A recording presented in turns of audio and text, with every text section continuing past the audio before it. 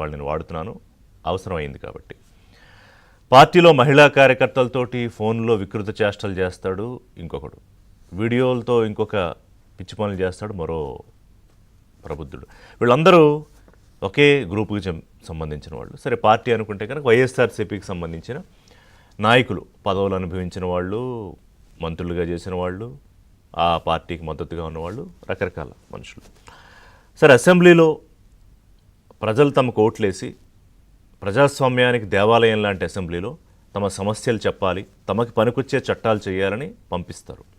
అందుకే బ్రహ్మాండంగా 151 మందిని గెలిపించి పంపిస్తే అక్కడ వీళ్ళు చేసిన పనులు ఏంటంటే, అమ్మలాంటి స్థాయి ఉన్న వాళ్ళని కూడా చూడకుండా అక్రమ సంబంధాలు అంటగట్టడం, దాన్ని ఆపాల్సింది పోయి ఆ పార్టీ నాయకుడైన జగన్మోహన్ రెడ్డి, ఆ పెద్ద మనిషి చేతిలో పడాలు, వెకిలి నవ్వులు, ఇంకా మాట్లాడండి అన్నట్టుగా సైగలు. ఇది గడిచిన 5 ఏళ్లలో మనం చూసాం. సరే, ఇంకప్పుడు ప్రతిపక్షంలో ఉన్న తెలుగుదేశం పార్టీ నాయకుల మీద కానీ, ఆ పార్టీలో ఉన్న మహిళా నాయకుల మీద కానీ, అంతెందుకు రాష్ట్రంలో ఏదైనా అన్యాయానికి గురై, అది అత్యాచారమో మరోటో ఇలాంటి బాధితుల విషయంలో కూడా ఆ పార్టీ మహిళా నేతలే వికృతంగా అన్యాయంగా కామెంట్స్ చేశారు. ఏమో ఇది ఎందుకు జరిగిందో, వాళ్ళేం చేశారో, వాళ్ళేం రెచ్చగొట్టారో, ఈ రకమైన వ్యాఖ్యలు కూడా చేశారు. అంటే మహిళలు అయ్యి ఉండి సాటి మహిళల పట్ల ఒక సానుభూతో, ఒక సంఘీభావమో తెలపకపోయినా పర్వాలేదు, కానీ దారుణంగా కూడా మాట్లాడారు. ఎగ్జాంపుల్ రోజా లాంటి ఎమ్మెల్యేలు. సో అంటే కేవలం మగ నాయకులు మాత్రమే కదా, ఆ పార్టీలో ఉన్న మహిళా నాయకులకు కూడా ఏదైనా సమస్య ఉందా? ఇప్పుడు తాజాగా నల్లపురెడ్డి ప్రసన్నకుమార్ రెడ్డి ఎమ్మెల్యే ప్రశాంతి రెడ్డిపై ఇంత దారుణంగా మాట్లాడాడంటే, నీచంగా మాట్లాడాడంటే అతను, సరే ఇప్పుడు పదవుల్లో ఉన్న వాళ్ళు తప్పు చేశారా, అవినీత, ఇంకోటా, లేకపోతే అక్కడ ఏమైనా ఆధిపత్య పోరా, దాని మీద ఎలాంటి పోరాటం చేసినా, ఎలాంటి కామెంట్స్ చేసినా సమాజం యాక్సెప్ట్ చేస్తుంది, ప్రాబ్లం లేదు.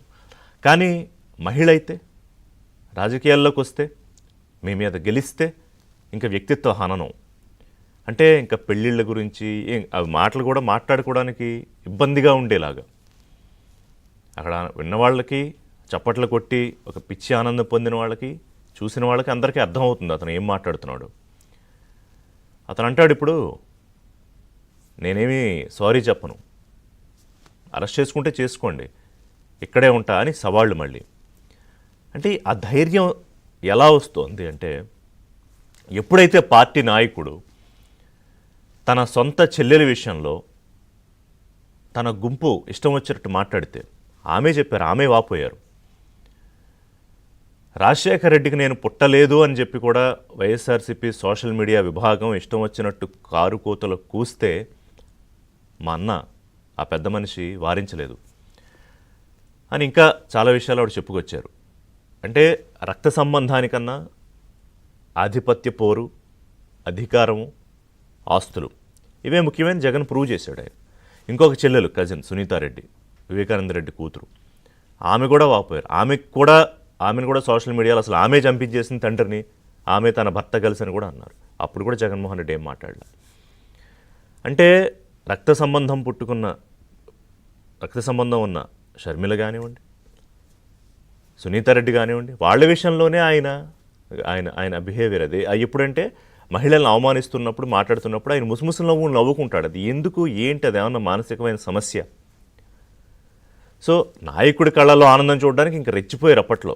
ఒక వల్లభనేని వంశీ, ఒక కొడాలి నాని, ఒక పాత్రికేయ మిత్రురాలు, ఏంటి సార్ ఈ మధ్య కనిపించట్లేదు మీరంటే, నేను ఇల్లు ఎక్కడో చెప్పు వస్తానంటాడా కొడాలి నాని. అంటే ఏంటి దాని అర్థం? ఇల్లు ఎక్కడో చెప్పు, నేను వస్తా, నీకు కనపడతా. సరే, ఇక ఆఫ్లైన్లో వీళ్ళు చేసే పనులు అయితే నాకు తెలిసిన నేను చెప్పలేను, వీళ్ళు ఎవరెవరికి ఏం మెసేజ్లు పెడతారు, ఎలా మాట్లాడతారు అని. అంబటి రాంబాబు గురించి ఇంక అందరికీ తెలుసు. ఆయన పార్టీ కార్యకర్తల విషయంలో, మహిళా కార్యకర్తల విషయంలో ఆయన బిహేవ్ చేసిన తీరు, ఆడియో రికార్డింగ్స్. ఇంకొకడు ఉన్నాడు ఎంపీ, అతని వికృత చేష్టలు. అంటే వీళ్ళకి అసలు మహిళ అనగానే ఒక చిన్న చూపు. అంటే వాళ్ళ ఆత్మగౌరవం దెబ్బతినాలంటే, వాళ్ళ ఆత్మాభిమానం దెబ్బతినాలంటే ఏం మాట్లాడితే వాళ్ళు కుచించుకుపోతారు అని అనుకుంటారు. Mind it. ఆంధ్రప్రదేశ్లో మహిళలు మీరు అనుకుంటున్నట్టు అంత అసహాయంగా లేరు. వాళ్ళ వెనకాల వాళ్ళకు సపోర్ట్ చేసేవాళ్ళు ఉంటారు, మాలాంటి వ్యవస్థలు ఉంటాయి, నాలాంటి జర్నలిస్టులు ఉంటారు. సో మీ పాచికలు పారు. ఇప్పుడు చేబ్రోలు కిరణ్ తెలుగుదేశం పార్టీ కార్యకర్త, సోషల్ మీడియా కార్యకర్త, అతను భారతిరెడ్డిని అసభ్యపరంగా మాట్లాడాడు. ఒక పోస్ట్ ఏదో పెట్టాడు, లైక్ చేశాడు. 24 గంటల్లోగా అతను జైల్లో వేశారుగా చంద్రబాబు నాయుడు, కూటమి ప్రభుత్వం. మరి ప్రశాంత్ రెడ్డి అలాంటి ఆడబిడ్డ కాదా? భారతిరెడ్డి లాంటి ఆడబిడ్డ కాదా? ఆమె నన్ను మాట్లాడినాక ఆవిడ వెళ్ళి బాధపడి ఎస్పీకి నేరుగా కంప్లైంట్ చేసి కూడా 3 రోజులు అవుతోందిగా. ఈ ప్రసన్న కుమార్ రెడ్డి వచ్చి అంటాడు, ఏం చేసుకుంటారో చేసుకోండి, నేను ఇక్కడే ఉన్నాను, సవాళ్ళు విసురుతాడు. మరి ఇది ప్రభుత్వానికి ఛాలెంజ్ కాదా? అంటే చేబ్రోలు కిరణ్కి ఒక న్యాయమును, ప్రసన్న కుమార్ రెడ్డికి ఇంకో న్యాయమా? ఎందుకు ఇంకా అతను బయట ఉన్నాడు? అంటే అమరావతి మహిళల మీద మాట్లాడతారు, అసెంబ్లీలో మాట్లాడతారు, మీడియా సాక్షిగా మాట్లాడతారు, బహిరంగ సభల్లో మాట్లాడతారు, అవకాశం దొరికిన ప్రతి చోట చంపేద్దామని చూస్తారు మహిళా ఆత్మగౌరవాన్ని, అధపాతాళంలో తొక్కేద్దామని చూస్తారు. ఎందుకంటే వాళ్ళు రాకూడదు పైకి. వాళ్ళు వస్తే వీళ్ళ ఆధిపత్యం పోతుంది. రాజకీయాల్లోకి అసలు రాకూడదు, వచ్చినా మాట్లాడకూడదు, సైలెంట్గా ఉండాలి, వాళ్ళు చెప్పినట్టు వినాలి. ఇంకా ఎన్నాళ్ళు సాగుతాయి ఆటలు? అంటే జగన్ రెడ్డి పార్టీ అధినేతగా ఉండి పార్టీని నడిపిస్తున్నంతసేపు ఆంధ్రప్రదేశ్లో మహిళల పరిస్థితి, దుస్థితి ఇంతేనా? దీని మీద కూటమి పార్టీల నేతలు స్పందించారు. నేను స్పందించట్లేదని చెప్పట్ల. పురంధేశ్వర్ స్పందించారు, మంత్రులు స్పందించారు, హోంమంత్రి స్పందించారు, మాట్లాడారు. కానీ మాటలతో ఆగిపోతే వీళ్ళు వికృత చేష్టలు ఆగుతున్నాయా? They are keep on talking, they are keep on poking. మాట్లాడుతూనే ఉన్నారు, రెచ్చగొడుతూనే ఉన్నారు. అంటే ఎందుకు భయం కలిగించే చర్యలు ఎందుకు ఉండట్లేదు? బూతులు మాట్లాడితే కేసులు లేవు. వల్లభనేని వంశీ మీద పెట్టింది బూతులు మాట్లాడినందుకు, అక్రమ సంబంధాలు అంటగట్టి అవమానించినందుకు కాదు. అదేదో ఇళ్ల పట్టాలు, నకిలీ వ్యవహారం ఆ కేసులో. సరే, ఆ కృష్ణరాజు అనేవాడు ఇంకా ఎవిడెన్షియల్గా దొరికిపోయాడు కాబట్టి, ఆంధ్రప్రదేశ్లో మహిళలందరికీ అర్థం వచ్చేలాగా మాట్లాడాడు కాబట్టి కేసులలో వెళ్ళాడు, బయటకు వచ్చాడు మళ్ళీ మామూలు. ఇంకో ఆయన పెద్ద మనిషి, ఇంకో జర్నలిస్ట్ కూడా అదే రీతిలో వెళ్ళారు, బయటకు వచ్చారు. మిగతా వాళ్ళందరూ రెచ్చిపోవడానికి ఇదొక ఆసరాగా మారింది. ఆయనే జగనే చెప్తున్నాడుగా, మీరు మీ ఫోన్లని సోషల్ మీడియాలో గన్లుగా మార్చండి అంటే. గన్లు ఎందుకు? గన్ అంటే దేనికి? ఆత్మరక్షణ కోసం పెట్టుకుంటారు, లేదా అవతలని చంపేయడానికి పెట్టుకుంటారు.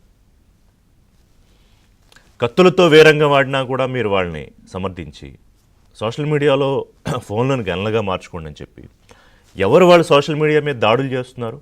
మీ చెల్లెల మీద, మీ బాబాయ్ కూతురు మీద, ఇంకా మహిళా నాయకుల మీద.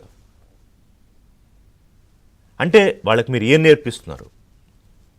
ఇలాంటి ఒక అరాచక రాజ్యంలో, అరాచక రాజ్యానికి మీరు రాజుగా ఉండి ఈ కాలకేయులు లాంటి రాక్షసుల్ని ఉసిగొల్పి ప్రపంచం మీదకి ఉన్మాదుల్లా రెచ్చగొట్టి, సరే రోడ్ల మీద జరిగే తతంగాలంతా నేను చూసాను ఎట్లాగూ ఆ బంగారుపాళ్యంలో.